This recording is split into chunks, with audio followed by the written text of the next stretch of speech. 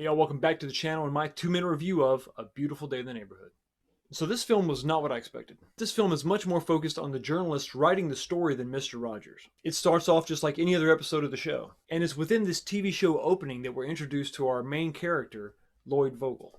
I really enjoyed the way they recreated the models of the neighborhood that were used in the TV show. And they also created models of Pittsburgh and New York to serve as transitions between scenes. And these transitions don't seem odd or out of place, they're very well executed.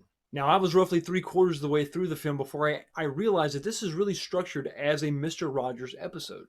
And the struggles that Lloyd is going through are very real, very dark, which at first seemed out of place for a Mr. Rogers movie. But when you think about it, that's what he really intended to focus on, is helping children deal with their feelings and dealing with things that are really uncomfortable. So I know you're wondering about Tom Hanks's portrayal of Mr. Rogers.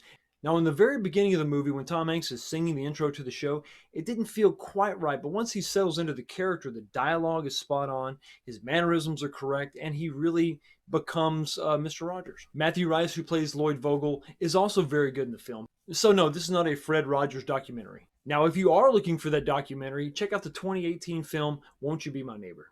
I think at its core, this is a film about a young man who's going through a very difficult time in his life, and Mr. Rogers is there to help him deal with his feelings and reconcile with his father. So because of the unique storytelling, because of Tom Hanks and his excellent acting, and the fact that it's a PG movie, and how many PG movies are out there that you can go see with your entire family? I'm going to recommend you see this movie. Now, you don't have to see it in theaters, but I think it's important to support these types of films. So anyway, y'all, those are my thoughts. Hit like if you like the video, subscribe if you like my content. Y'all have a blessed day, and I will see you next time.